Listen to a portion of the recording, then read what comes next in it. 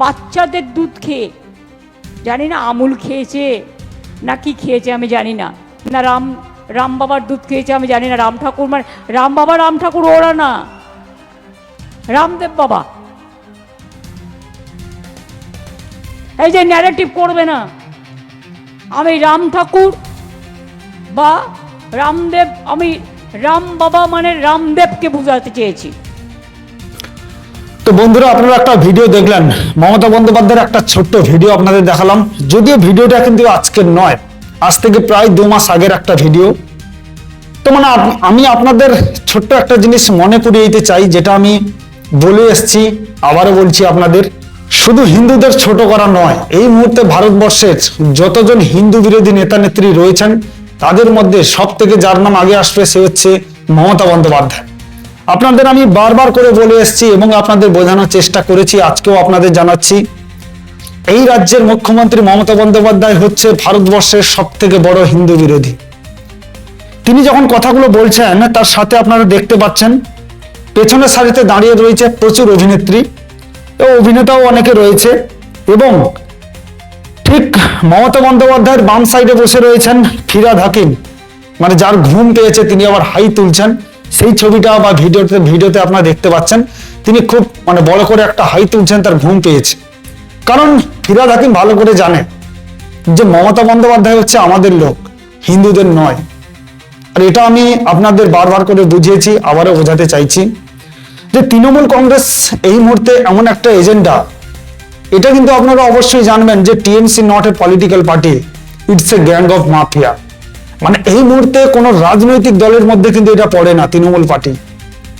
এদের দেখবেন বর্তমানে ডিজিটাল গাধা যারা রয়েছে তারা সোশ্যাল মিডিয়াতে চিৎকার করে যে আমরা আমাদের মুখ্যমন্ত্রী, আমাদের যুবরাজ, এদের কাছে ওই স্বামীজি, ওই রাজা রামমোহন রায়, তারপরে আর বাকি যারা রয়েছেন রবীন্দ্রনাথ ঠাকুর, এসব মানে মোটামুটি ওই কবিগুরু এসব কোনো ব্যাপার নয়। যুবরাজ হচ্ছে অভিষেক বন্দ্যোপাধ্যায়, কেননা মাল লুটা ওখান থেকে আসে, তাই মাল যেখান থেকে কামানো হয় সেটা তাকেই যুবরাজ বলতে হবে, অন্য কাউকে নয়।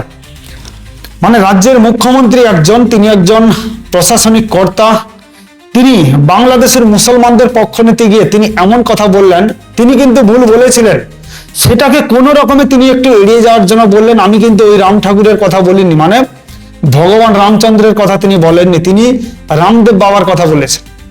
এখন উনি তো জানেন রামদেব বাবা হচ্ছেন একজন মানুষ, তো তিনি নিশ্চয়ই হয়তো মমতা ব্যানার্জির বিরুদ্ধে কোনো স্টেপ নেবেন না, তাই তিনি কথাটা ঘুরিয়ে দিলেন।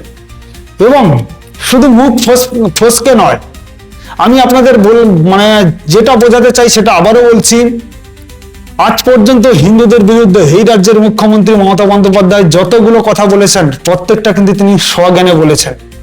কোনোটাই তিনি আজ পর্যন্ত ওই মুখ ফসকে বেরিয়ে গেছে, ভুল হয়ে গেছে কোনোদিন শুনেছেন যে মমতা বন্দ্যোপাধ্যায় ক্ষমা চেয়েছে যে আমার এটা বলা ভুল হয়েছে, আমি এটা বলতে চেয়েছিলাম ভুলে এটা বলে ফেলেছি? কোনোদিন আজ পর্যন্ত কেউ শুনবে। আর আপনি কি করে শুনবেন? মানে হিন্দুদের সব থেকে বেশি খারাপ চোখে দেখে এই রাজ্যের মুখ্যমন্ত্রী মমতা বন্দ্যোপাধ্যায়। প্রত্যেকটা জায়গায় দেখবেন যে ওই দুর্গাপুজো বন্ধ হয়ে যাচ্ছে, কালী পুজো বন্ধ হয়ে যাচ্ছে, শুধুমাত্র মমতা বন্দ্যোপাধ্যায় ভোট ব্যাংক ধরে রাখার জন্য শুধু ওই হাতে কয়েকটা টাকা এবং মুসলমানদেরকে দিয়ে খারাপ কাজ করানো, এটাই হচ্ছে মমতা ব্যানার্জির এই মুহূর্তের বড় স্ট্র্যাটেজি। তিনি দেখবেন কয়েকদিন আগে আপনারা জানেন, প্রত্যেক বছর আপনি তো দেখেই আসছেন বিভিন্ন কলেজে সরস্বতী পুজো বন্ধ হয়ে যাচ্ছে। তো এই বছরও দেখলাম সরস্বতী পুজো বন্ধ হয়ে গেছে অনেকগুলো স্কুলে, অনেকগুলো কলেজে, বাইরে পুজো করতে হচ্ছে, পুজো কমিটি মানে স্কুল থেকে পুজো বন্ধ করে দিচ্ছে এবং সেখানে কোনো প্রতিবাদ নেই। প্রতিবাদ করছে একজনই, সে হচ্ছে বিজেপি। আর প্রতিবাদ করার মতো এই মুহূর্তে এই বাংলায় হিন্দুদের হয়ে কথা বলার জন্য কিন্তু কেউ নেই। যতই আপনারা চিৎকার করুন যে বিজেপি ধর্ম নিয়ে রাজনীতি করে, দিনের শেষে ভেবে দেখবেন যে তারা কিন্তু দেশকে বাঁচানোর জন্য রাজনীতি করছে। আর যে দেশ থাকলে আপনি বাঁচবেন, না থাকলে আপনি কিচ্ছু নয়। আগে দেশকে যে করে হোক শক্তিশালী করতে হবে, দেশকে বাঁচাতে হবে, সেটা কিন্তু করে যাচ্ছেন একমাত্র বিজেপি।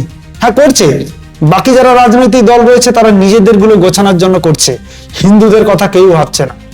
আমার এই পুরো ভিডিওর মধ্যে আমি শুধু হিন্দুদের কথা বললাম, মুসলমানদের কথা বললাম না। আপনার মনে প্রশ্ন জাগতেই পারে যে মুসলমানদের কথা কেন বলছেন না? দেখুন, মুসলমানরা কোনো বিপদে নেই, বিপদে রয়েছে হিন্দুরা। মুসলমানরা দেখবেন যারা এই ভারতীয় মুসলিম তাদের কোনো চাপও নেই, কোনো টেনশন নেই। তারা জানে যে হিন্দু থাকলেও আমরা থাকবো, হিন্দু না থাকলেও আমরা থাকবো। তার কারণ হিন্দুরা সবসময়ের জন্য হচ্ছে ধর্ম নিরপেক্ষ। কিন্তু এই রাজ্যের বা এই দেশের কিছু পলিটিক্যাল নেতা, এই কংগ্রেস, তৃণমূল, এদের মতো কিছু রাজনৈতিক ব্যক্তিত্ব কি করছে, মুসলমানদেরকে খারাপ কাজে ব্যবহার করছে। আর সেটাই কিন্তু কাল হয়ে দাঁড়াচ্ছে এই পশ্চিমবঙ্গের পরিস্থিতি মানে ভয়াবহ হতে চলেছে। পরবর্তীতে আপনারা দেখতে পাবেন যে বাংলাদেশের মতো পরিস্থিতি কিন্তু এই রাজ্যেও হবে, তবে সেটা শুধু সময়ের অপেক্ষা।